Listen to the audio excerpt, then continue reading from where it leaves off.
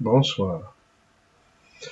Right, my name is AngusD, and this is the WiseGuys Sit and Go Freeroll 32 Red.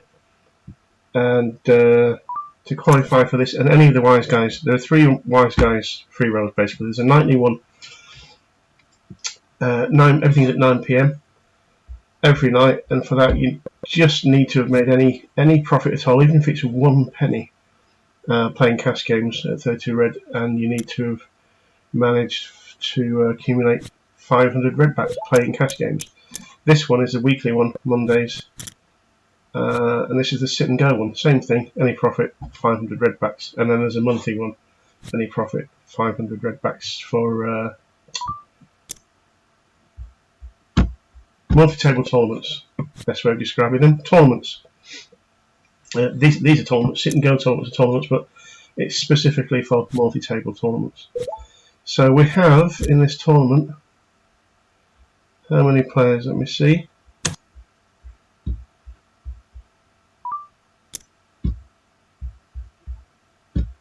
Get there eventually.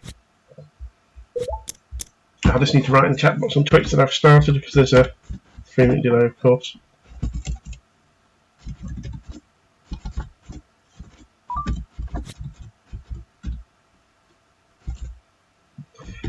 I think there are 9 players.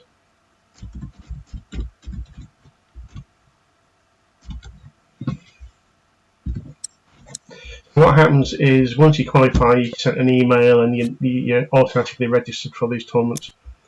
And if you're not tuned in, basically, if you're not logged on to 32 Red, then I think it's after the first level, then those players are eliminated. I'm just about to sneeze. But if you are logged on, but not actually making any kind of play in the tournament, then your chips remain, because of course you can join at any point. Excuse me. So I just need to see how many. I just want to check that there are 9 players.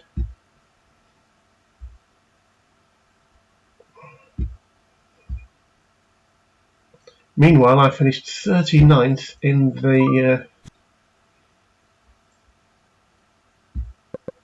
What was that?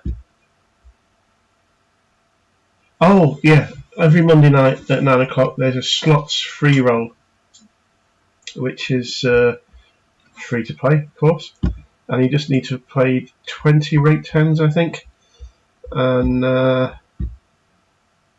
it's a flip tournament, so you don't even have to play. You don't have to take part. Flip tournaments, everybody's all in every hand until there's a winner. And I think in this case, it's the top 10 players win 20 free spins on a Fish Party slots game. Fish Party as in Fish Party sit and goes that some of you will play, and if you don't, you're missing out because it's a progressive jackpot. Oh, I've done it again. I always forget. And there we go. That's me again from 3 minutes ago. That's enough of that. Apologies for that. Fish Party sit and goes, a 3-player sit and goes, and the prize pool is determined by a little mini Fish Party slots game, and the winning line is the symbols on that line are what makes the prize. So you could be playing for €1.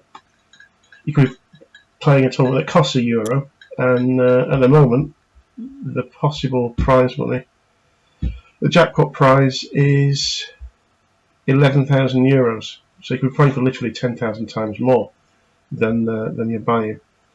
And the prize pool for the €10 game, for example, is 1, 5, 10, 20 and €50.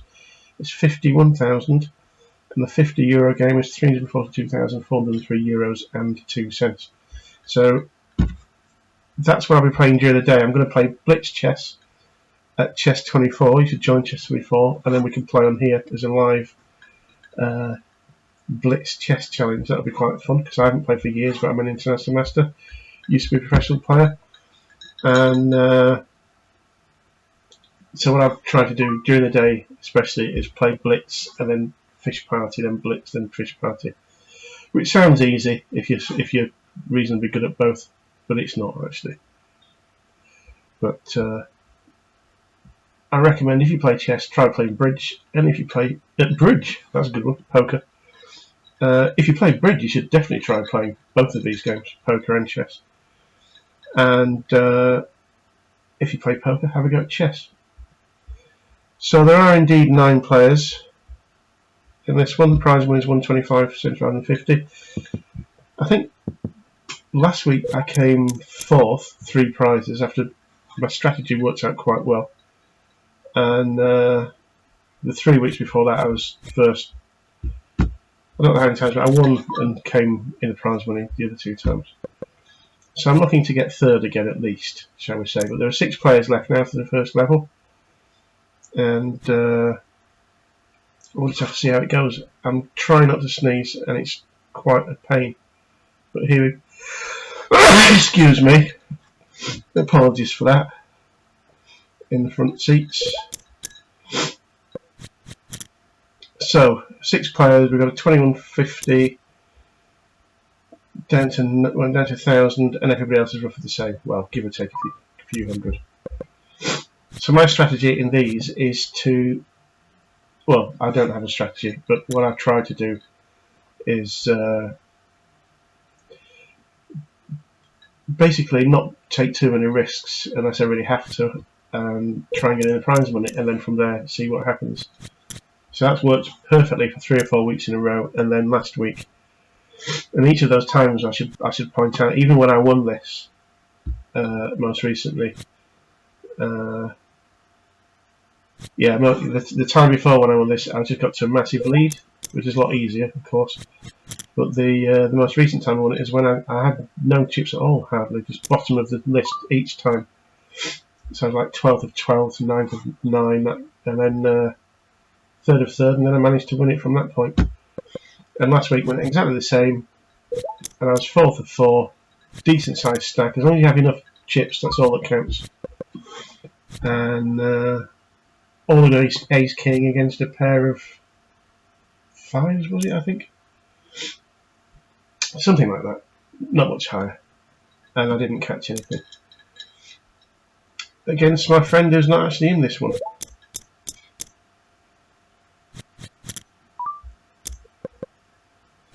So, Leald PT is watching. Just started.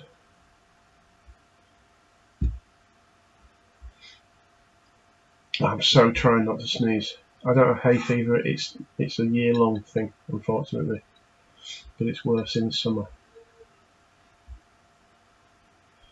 So on 1400, I don't even know how I've got down to that, but basically I'm now looking for people to make mistakes and eliminate themselves.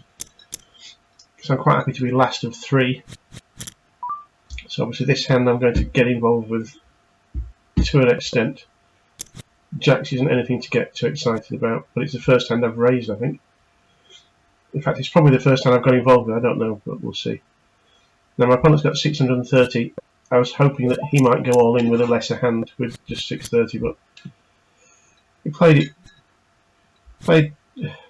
well, he didn't take any risks. Obviously he didn't have a hand that was worth even thinking about. So much for my jacks.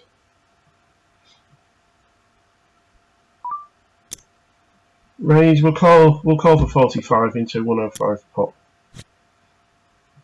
And I guess we didn't want to see that, but we've got position, so we'll see. Now, given that, what did I do last time? I raised to 19 and he didn't bite, and now he's raised and bet. It could be a continuation bet, but what have I got to test that? I'm even losing to king high, so I'll give you the benefit of the doubt.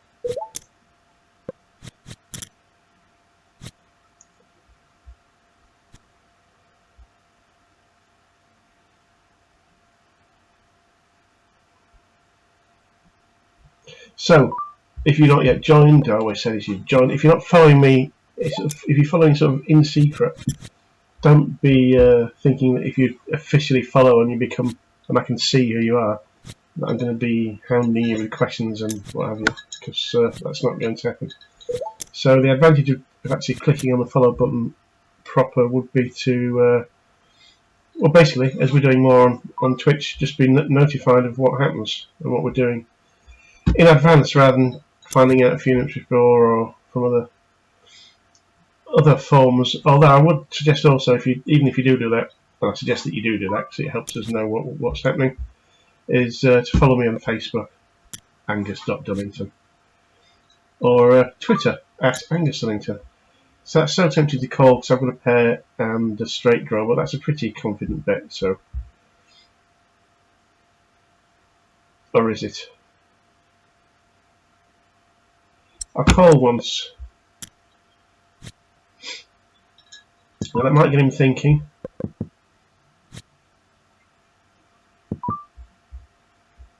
I don't want to. In the back of a taxi, I forgot what his name was. When I was first starting, a player, very well-known player, but I forgot which one, said never make a bluff out of a hand. Meaning, when you've got a hand that's better than nothing, but it's worse than the board, for instance, and it just doesn't look like it's the best hand, very possibly, don't bet with it, just check, which is good advice. So I didn't want to bet there for value because my opponent wouldn't be calling anyway unless I'm beaten, most likely. So don't make a bluff out of a hand, basically. I'm going to sneeze again, but I'll try not to.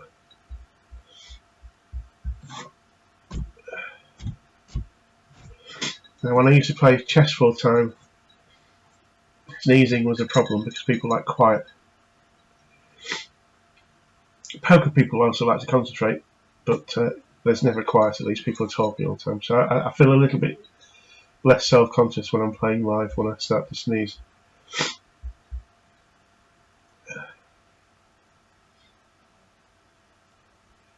But now, given that I'm recording this, and if it's not a disaster, we'll keep it and we'll upload it onto different things, then I'm trying not to, obviously.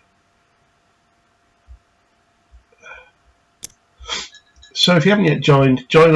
If you can't be bothered, to scroll down the channel page here and find several banners that you could click on that will get you a whole bunch of goodies and a great big massive welcome bonus by joining through my banners. And if you can't be bothered to do that, which my friend Nick says a lot of people can't be, then I'm going to quickly put a link on here. Let's see. Here's a welcome bonus link. If you're going to put my name in as a referrer, is that what it is? Then obviously it's just AngusD. So there's a link. A bit self-explanatory for those of you who are not listening. Right.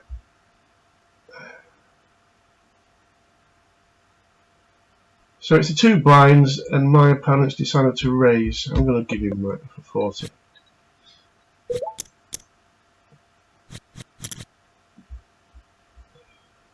So you can join via that link. Any problems, let me know. Follow me on Twitter. Oh yeah, the other reason why you should follow me on Twitter is because when we do things like this, and in future, I'll be, because I'm going to get a schedule together, I'll be announcing what I'm doing or what we're doing at 32 Red. Now it goes all in. One in advance via Twitter or Facebook. So if you follow me on Twitter, then the tournaments such as the Twitch Freeroll with bounty prize in it, for example, we won't have the problem that some players have, is that they log on literally minutes before it's time to play and they're asking what the password is.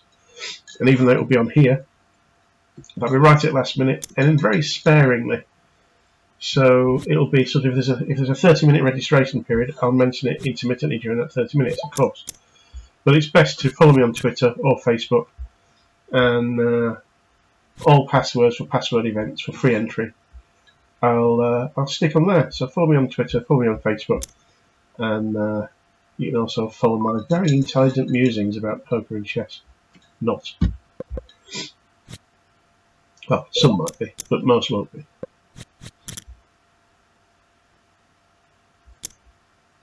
Right now, in my old country where I used to live in Belgium, there's the Grand Chess Toy, Leuven. And you can follow that on Chess24. You can do everything you like on Chess24 if you join and become a member. And that's where I play my blitz, and that's where I'm sort of making my comeback. to chess in as much as I'm playing Blitz Chess Online or Chess24. So join via the banner, and then if you do that, we'll play a heads-up match on here, as in poker, chess, whichever. Right, I've got a pair again against this player. Is he going to make a continuation bet?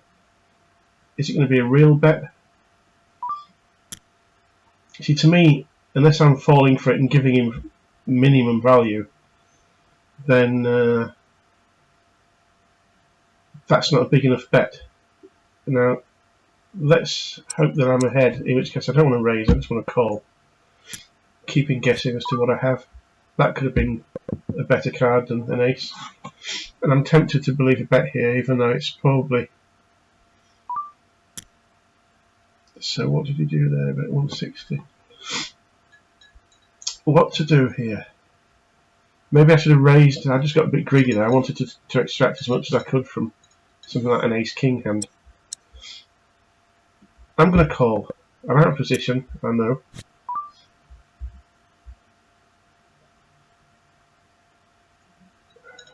This is sort of a tactical pause, so to say.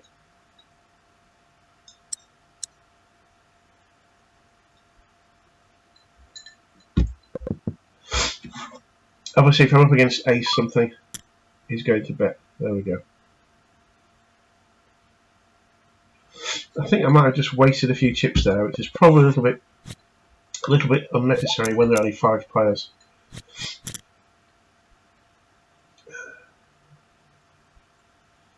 Well, I was 4th before, but I was not so far behind this player, for instance.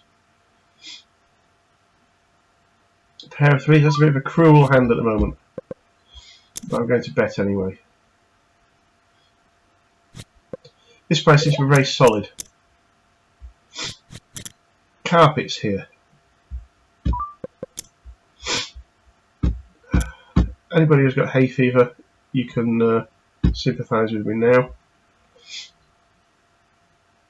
Anybody who has it all year long, I do, and especially so. I've only met one person in my life who has what I have, which is basically, it's not hay fever, but I could get off a plane in Iceland and start like this, or I could get off a plane in Philippines and it'd be exactly the same. And unfortunately, I get this from room to room. That's just a slightly different atmosphere. And I've met lots of people with good luck, Angus. Thank you, Carpet. Various forms of hay fever. But the only person I met who's got exactly the same as me is owns a shop 200 metres away, which is quite funny. So I'm on 1200. Miles behind, but it's irrelevant really. Well, it's not irrelevant at all, but it doesn't have to be the most significant factor at the moment. That one is my having enough chips to, well, if I doubled up, I'd be first, for example. So I want this player to be out, but that didn't happen. 2 straights and he got the right one. So that's obviously bad news for me, because I wanted to be 4th of 4, not 5th of 5. So I might have to get proactive at some point, but not just yet. I can afford 60 here. I'm just going to look at that hand.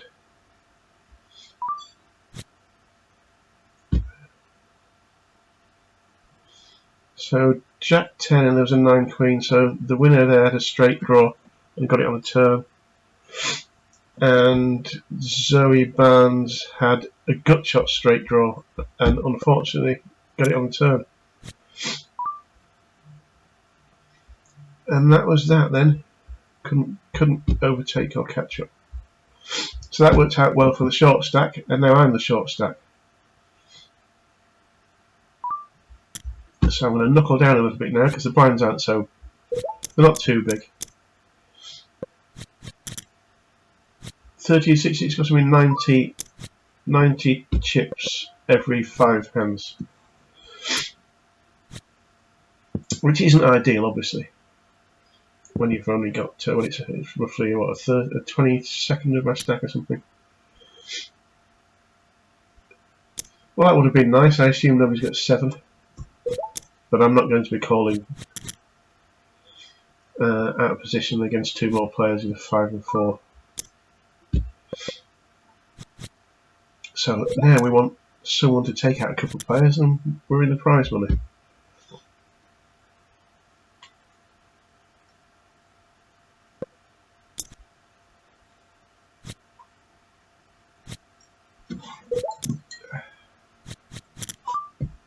$10-4.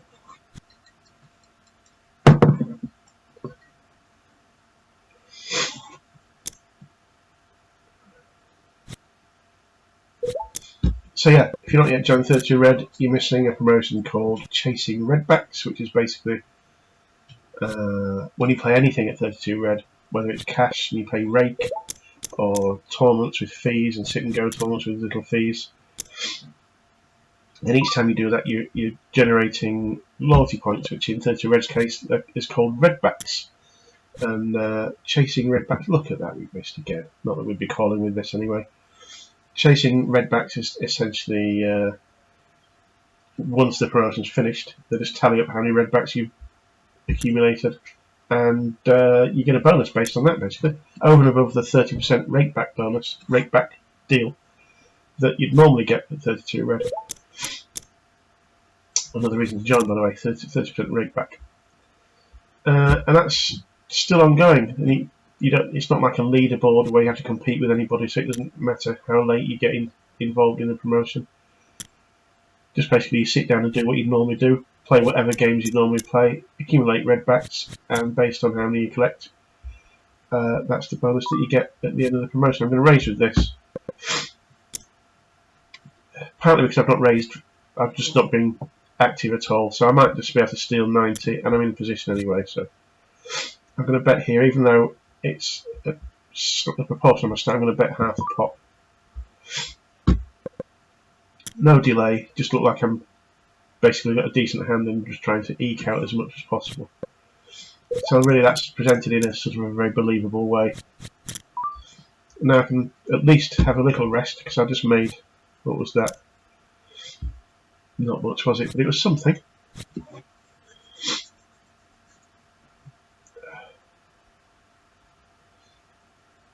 So if we look at the stack sizes, even though I've only got 1200, one double up, which I'm not saying that's likely, but just one hand and I'd be the chip leader, which would also be irrelevant at that point. But as long as you have enough to be going on with, that's okay, to make an impact. Or to scare your opponent, because nobody wants to lose. Nobody here well, they can afford to, but nobody wants to lose 1200 chips at the moment.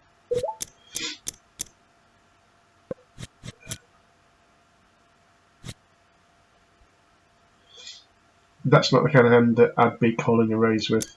So even 90 here into a 240 pot out of position. This player at least makes a continuation bet. So 10-6, it's not really the kind of hand that you want to even speculate with. Nor is that. So at least my winning the other pot allows me to be a little bit prudent when it comes to being in a blind and being raised. Being in the blinds. So both my blinds were raised there and I folded them, but I think that was the right thing to do, at least for now anyway. It's always difficult to know when to defend your blinds and how far to go in that defence of your blinds. But in this particular scenario, with not that many chips, I should be saving them for a time like this, perhaps, where I can hopefully, well, I did gain position, assume initiative in the pot, and run into an all-in, which I'm not going to call. No, that just looks too confident to me. But it's duly noted. Maybe they were bullying me, I don't know. So at the moment it's not looking good. With 5th, could end up in 5th. Even if someone goes out, we could end up in 4th. But chip and a chair and all that. We've still got another 4 minutes of this blind level. Do I want to use all my time bank and be really unsporting? Don't know what that would be, but I'm never going to do that in a million years. Fold that one, wasn't worth it. So maybe some point soonish I'm going to have to just raise with nothing, just to try and steal a couple of orbits worth of chips.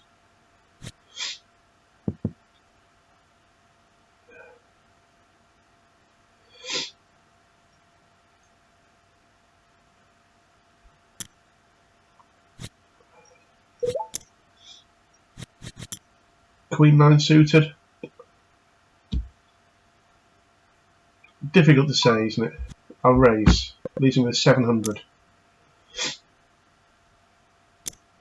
What's that? Okay, I'll call that one. I've got 540 left to get jiggy with.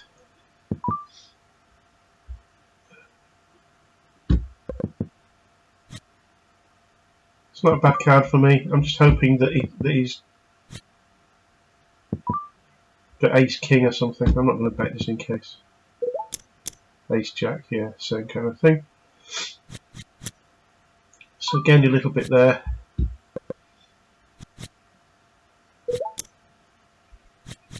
So perhaps my opponent could have been a little bit more aggressive there when I was down to, what was it, 5 something, and just even put, I don't know, even put about 160 and something like that just to make me think. So I wasn't too sure, but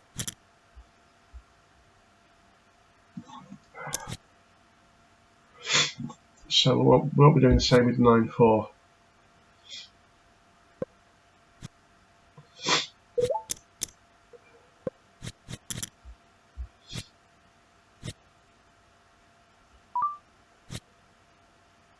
And I'm not going to give him the satisfaction of raising me if I call.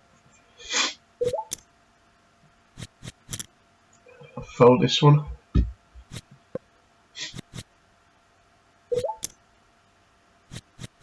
So is anybody showing any signs of impatience? And the answer, unfortunately, at the moment at least, is no. I have to be prepared to go all in with this hand. So if this player goes all in, I wouldn't really believe them, to be honest. Not twice in a row. So I'd have been calling that one.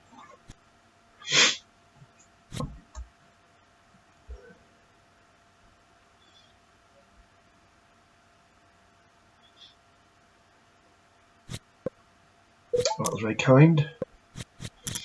Racing to 1300. I'm just going to call this. Well, assuming this is a fold, I'm going to just call.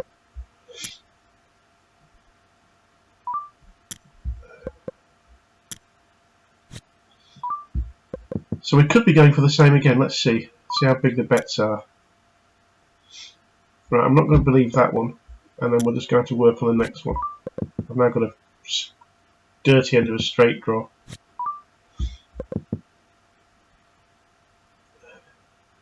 That's not good. Not thinking. What's he got? Bit unfortunate because of course he was just betting into nothing with it was a continuation bet with a flop. So I could have raised, but again, it was looking to run into a pair there, which beats me.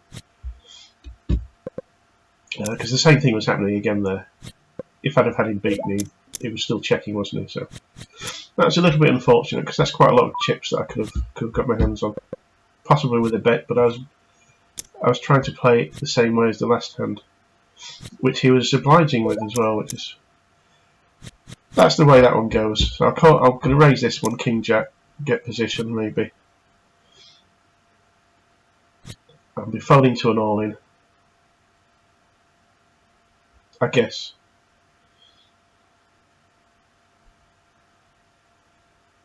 Always makes you think when your opponent's thinking, and it shouldn't do really. I mean, that's what I try to.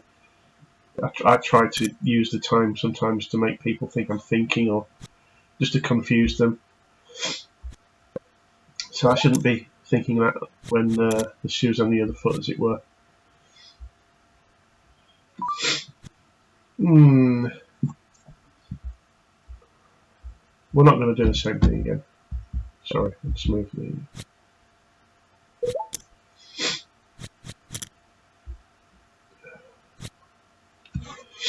I could do with a break actually. I want to go out and sneeze.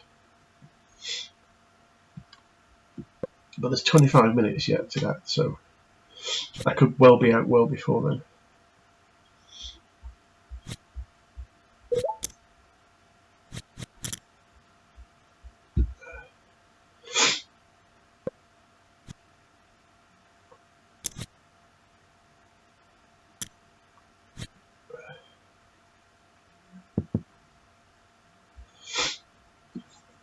So yeah, at some point this week we'll be having a Twitch free roll, probably next couple of days. And it could be me, it could be Phil Huxley, or a couple of other 32 red players, team of 32 red. And the last time the bounty winner who knocked me out was Poker Lady 25, Diane. And she won the dubious pleasure of playing me in a heads up match, which is interesting. Unfortunately, that hand's not interesting. The flop, sorry. This one I'm not going to. There's nothing for me to float with or anything there. Yeah, we played a heads up match. And Twitch Gremlin struck, and it wasn't broadcast in any way, but I recorded it. I managed to record it for prosperity, and you can find it on the video section, the upload. I think there's an upload section of the video section, and it was an interesting match, but it didn't really get going properly, and she allowed me to build up quite a lead. I'm going to have to be prepared to go all in here. That's just how it goes. I'm not sure it's going to work, but that's okay. So what we're going to do is we'll do the same again, and maybe once a week one of the bounties will be the prize will be to play a heads up match.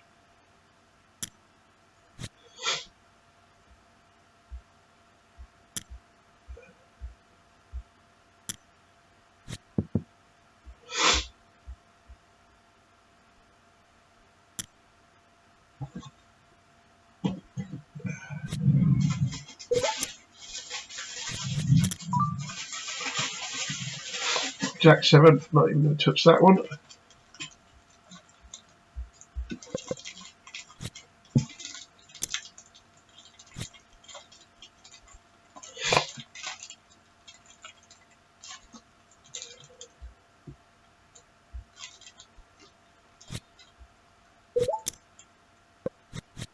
Ace King, this could be the hand that I go out with. We'll soon see. Yep, well, not yes. I mean, not yes. I'm going to go out with this is the hand that I'm going to play anyway.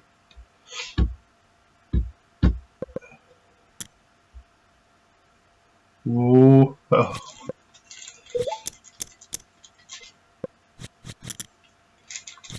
Rockets me to 1100. I'm going to raise that one because I feel.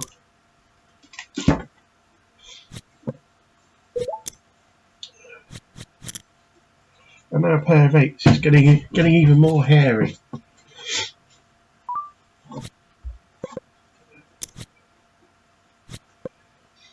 I'll keep min raising till somebody raises me, just like that.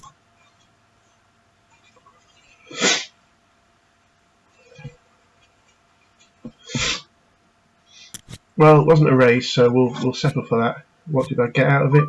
Nothing. Quick bet 200, 1200, 1000 doesn't really make a great difference to me at the moment. Obviously, I didn't really want him to do that, and I'm going to believe that kind of bet. So I sort of got my gains and then lost them again, but nothing ventured, nothing gained. Well, I didn't gain anything over the 4 hands, but I'm sort of back to what I would have been anyway. So. And I think it's quite good if you can get away with a few raises, even though I didn't get away with my post-flop, my flop bet, then in this kind of environment, this situation, that's quite good. If you can play a little bit actively and get away with it with not very good cards, then it augurs well for when you do have a good hand, because people are going to think, there he goes, that's it again.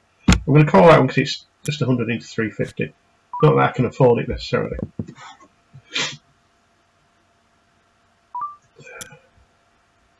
And nor can I afford to. I mean, I could. In this situation, it's not completely out of the ordinary to just bluff all in and hope that you're going to get away with it, but I'm not prepared to do that just yet. For example, if my opponent just missed there, even with a pair of jacks or something, they wouldn't be. They'd believe my bet. But if I've had an ace or a queen, then it doesn't matter if they believe my bet or not. They'll just be calling me anyway. So, given that I was up against pre-flop aggression from my opponent, it wasn't that kind of hand that I'd be risking it. That's a pity.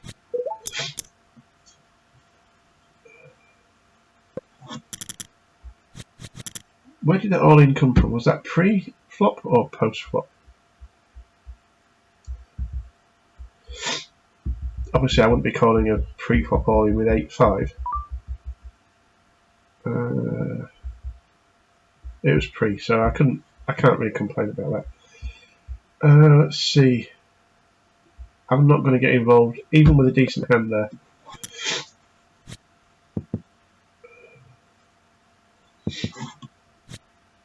Oh, it's looking good for me. Well, who knows? Would have been looking good. So does anybody have a... well...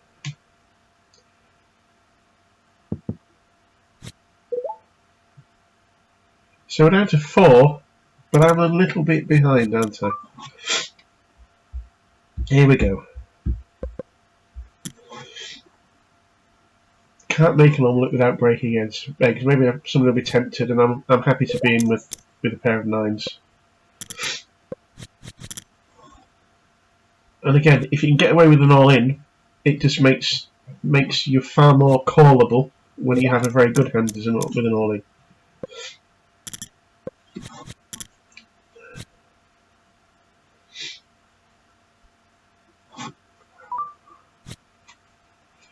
Excuse me while I try not to sneeze.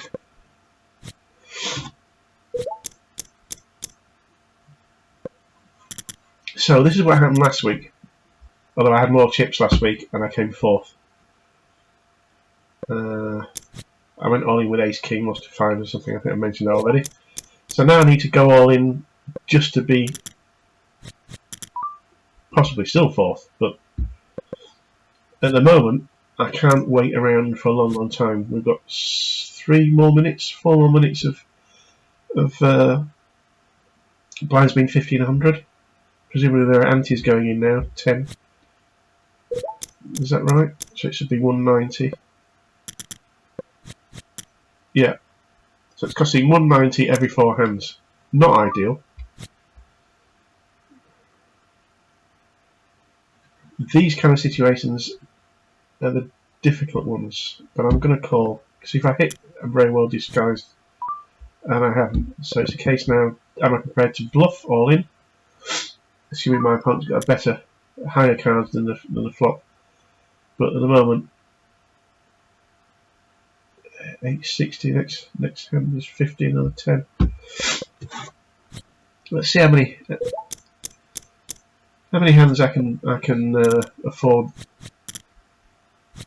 to basically sit out of. I don't think this is one of them. So we'll risk it here.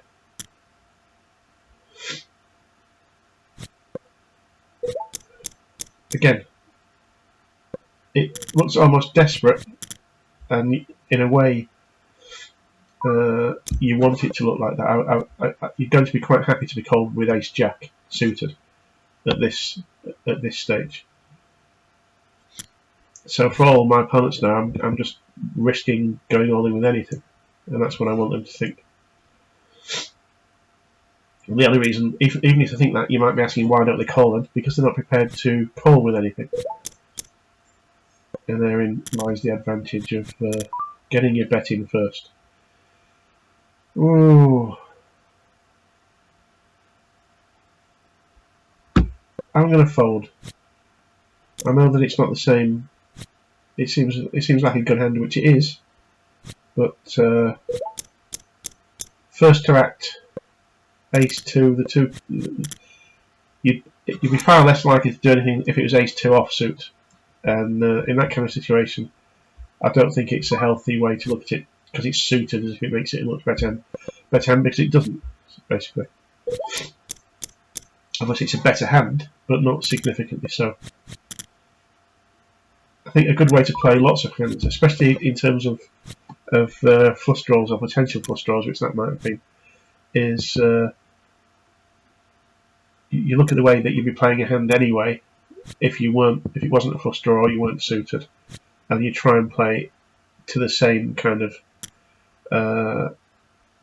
betting level or non-betting level that you would were your cards not suited. And at least it'll keep your feet firmly on the ground if you play like that. Maybe one of these players is going to be out. Not out, unfortunately, because he kept 630 back. But that was unlucky because he had, was it a set of sixes? Lost to a flush on the river, was it? Yeah, on the flop, Unitas had nothing, but so this could be it. And as long as it's not a 9, as long as it's not a 9, we'd have come third there, but we didn't. So we're back. I'm back to being fourth again. Ace King loses to King 9, but he was unlucky in a hand before that.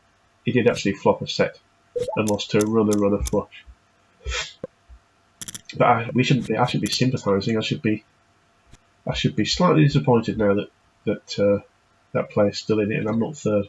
Because at the moment I'm heading for fourth with 3 prizes, which would be a repeat of last week.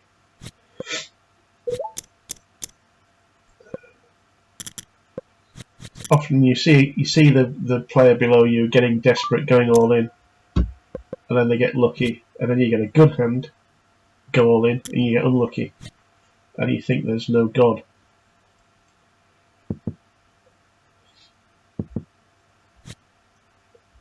Zoe here has been very careful so far.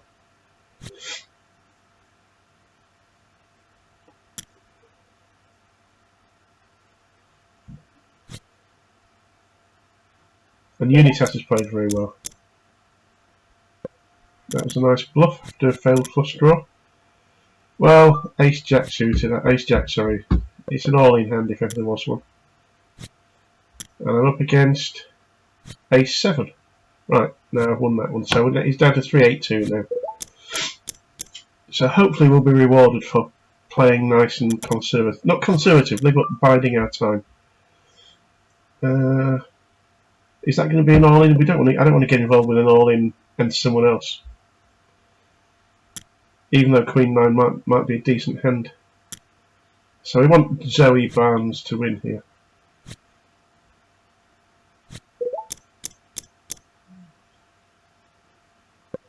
Well played, Angus.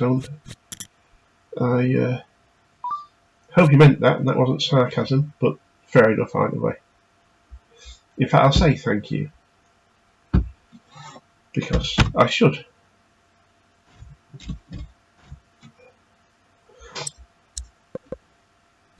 So now we're guaranteed third.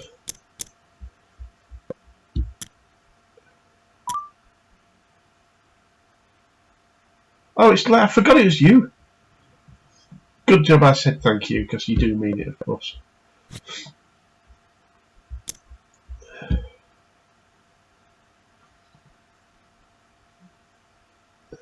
I'm not thinking straight tonight, Leah, I'm afraid.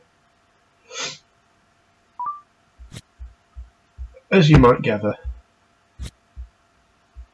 Really unlucky, yes.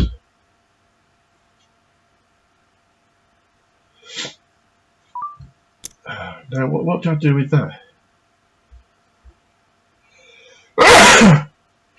Oh, sorry about that. No, there we go. Now I'll stop now.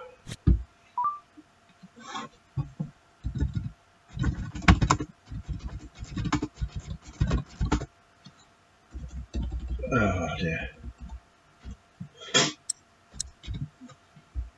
I'm probably ahead, but we'll see.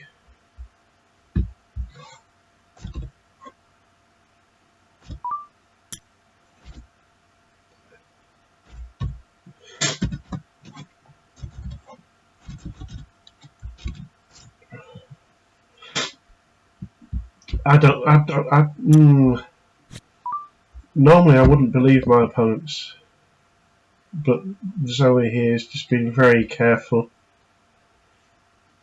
Played really well, I think.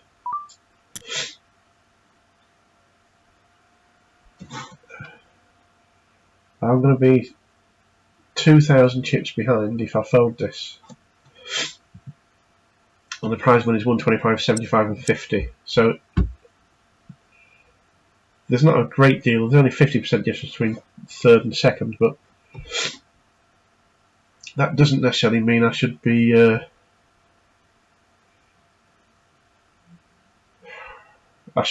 calling just because there's not a great deal of difference between third and second. And what we've got here, we've got my opponent raised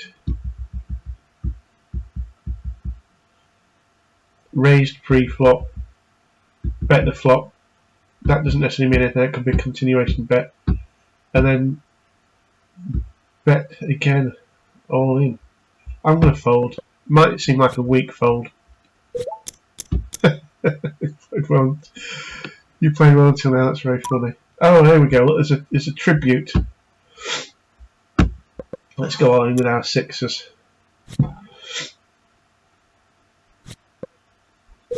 So I only need to do that. What did how much do you pick up here? 216. So if I do that, oh no, it's too late now. I'm going to call that one, and then any connection.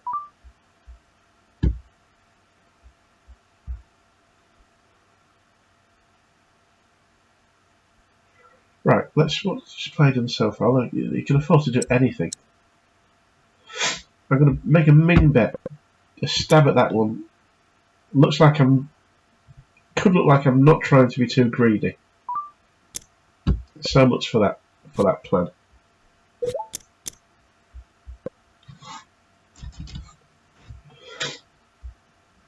Until now.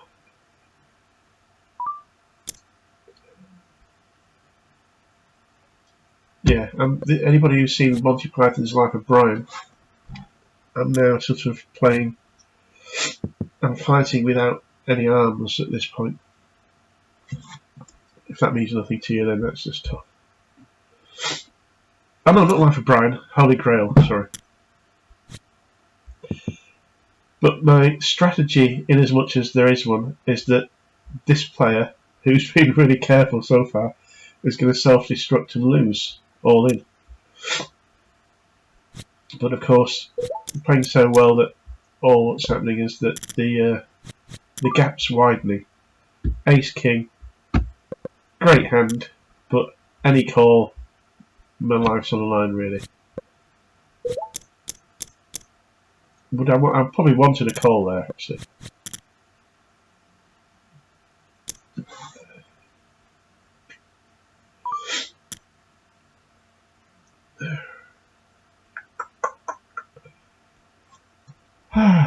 Well, I'm not going all in, but I'll call. It's a bit of a risk, but that's it. I'm not yet at the point where I can see the whites of their eyes and I'm going to go all in. Who knows what could happen in this hand? What if a set of jacks, beats a set of nines or something?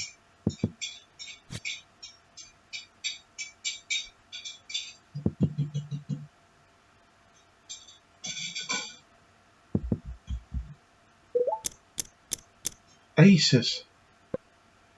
Well, if they're not betting with aces, then my chances are diminished considerably in terms of these other two players going all in. I think they're just waiting for me to be eliminated, actually, which is fair enough.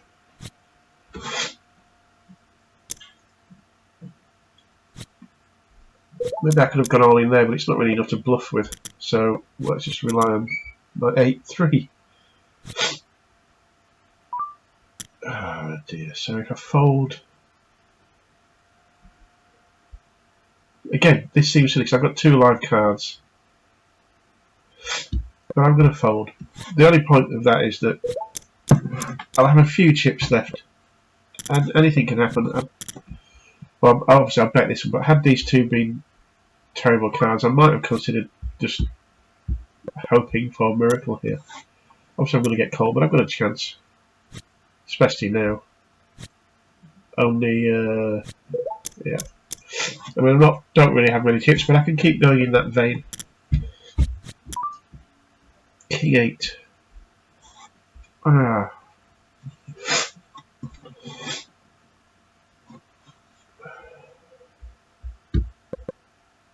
That's not a bad all in hand, actually, in that situation. But again, we'll keep plodding on.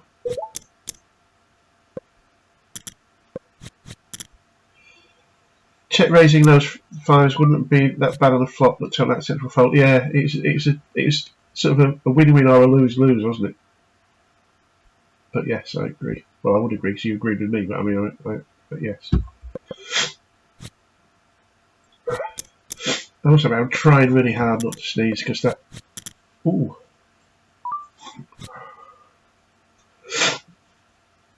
Well, I'm going to raise all in, and it's just all down to fate. No overcards would be good. Ooh, that's good. Perfect. Rockets to 1200. Now that's going to get Zoe slightly annoyed now. A bit irked.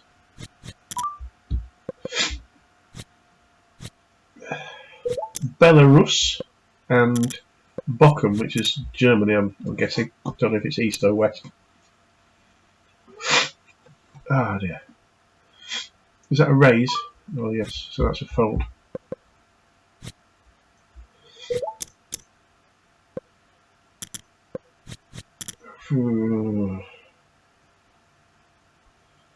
It's hard playing these things, knowing that I'm recording it, and I'm going to keep this recording as a video. And I know it's live as well. But for me, the very important thing is to keep anything that's useful to keep. And I think it makes you more self-conscious about what you do. And my good friend Nick,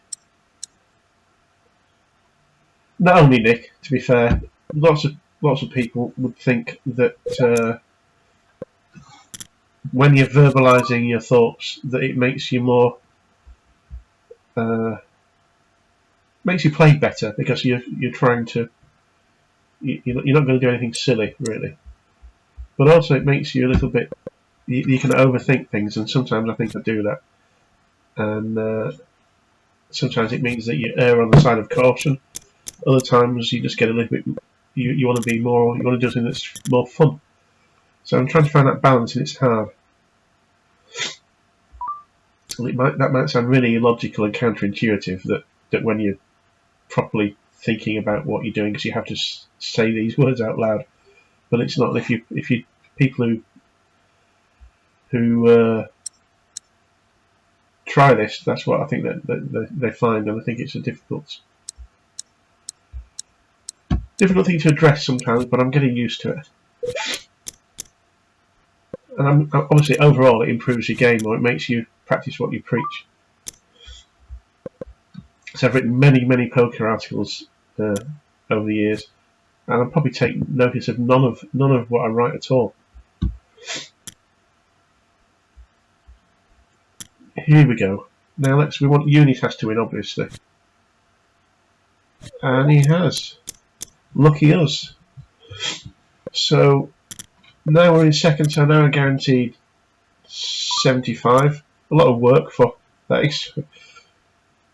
extra 25, but break after this end. Don't know what to do now. I should be calling with any two live cards. There we go.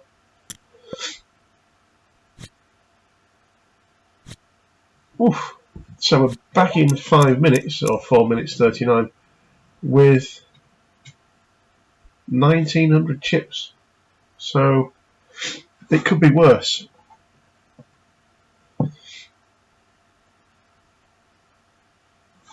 In fact, what I'm going to do now, I'm going to disappear for a couple of minutes and sneeze myself to death.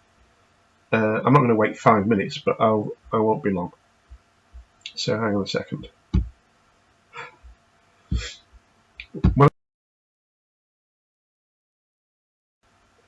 just say, when I say sneeze myself to death, I'm a bit of an expert on sneezing. And when you have what I have, when you can sneeze 20 times in a minute, apparently each sneeze brings you closer to a possible heart attack. Now there's a thought. So if I don't come back,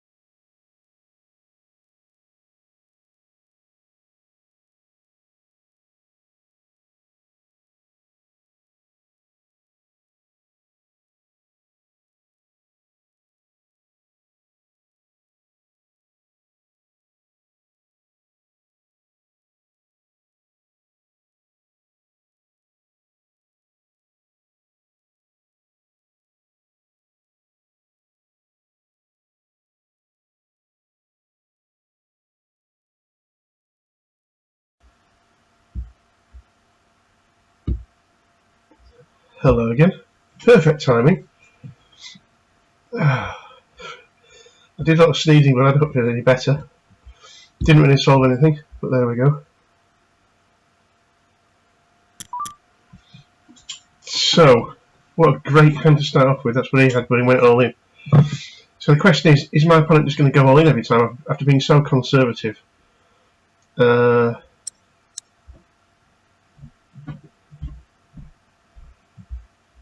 Don't know, but I'm not going to find out with 7-2, am I?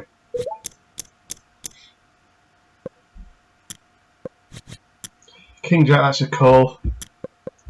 You just have to be prepared when you've got such a deficit. I need to hit. Well, that's that. That didn't take long. One hand. Well played. He played really well, my opponent there. Can't complain. Obviously, I would have liked to have lasted a little bit longer than what was it, 2 hands. Especially when I spent 4 minutes trying not to have this sneeze-induced heart attack, with success because I'm still here.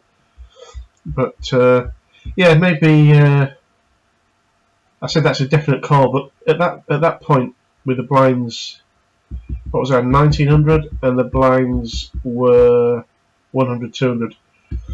And given that he'd just gone all in with 7-2, so you don't. It's difficult to know how to do that, what to do there. But King 8 is the kind of hand that's that borderline hand where you can call an all in.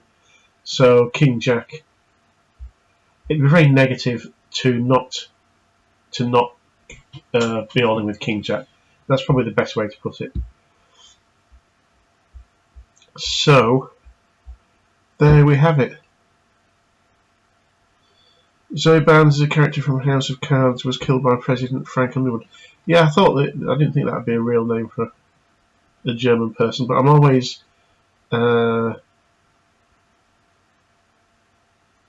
conscious of if somebody's got a female name, I don't want to say he just in case. And often when people have got male, any neutral names, I'm always saying he. So that's. I'm going to wait till that comes back up on here, and then I'm going to close this stream, end that one, and that'll be an interesting. Actually, it's quite an informative video. I think if you'd be watching this on a video, as a video, wherever that may be. 20 years from now, that'd be funny, wouldn't it? I'll be dead by then, knowing my luck. Hopefully you've learned. Again, I like to think that this is how these tournaments can pan out. And the last one I did for Sit and Go was exactly the same, but I came 4th. And that could have easily been... that was Ace King against 2 5s, and I lost. So had I won that one, then I'd have been 3rd. It would have gone the same way as this one does, and really, the whole point is if you watch a whole series of me playing this specific tournament, for instance, the WiseGuys Freeroll, then other than the times when I've played completely differently, this is the consistent strategy that I'm trying to hone, shall we say, for this particular format. It's completely different from the way I play multi-table tournaments with lots of players. But even within that kind of format, you play a tournament with 50 players completely differently to one with 500 players. Or at least I do. So this is a good example of how to sort of bob and weave. I think I might even call it bobbing and weaving in a sit and go tournament. And the point is, the main part I'm trying to get over is that you don't have to be taking too many risks and going all in all the time, and you have to do it at different points. But the more you play, not generally, but obviously generally anyway over the years, but the more you play, the deeper you get into a tournament with the same players, you pick up the sort of the there's like an ebb and a flow, and some people are going all in and then they're not, and then they're raising. Then when they get the winner hand, they might get more aggressive, like I might do, or some people win a hand and then they sort of sit on the chips for a while, and you can sort of tell what people might do and how they might react. Obviously, that'll be wrong much of the time, but it becomes increasingly correct, more accurate, your reads and how you predict people will play. So then you try and pick your spots, and it's not always going to work, but if you play reasonably well and keep an even keel, then you should be fine. So that was that. The tournament's finished on Twitch, so that's a good time for me to end this one. How long have we been going now? Must be about an hour. An hour and 15 minutes counting the be back soon bit at the beginning. But yes, so that was a good hour. And an hour well spent. Nothing to do with the money, but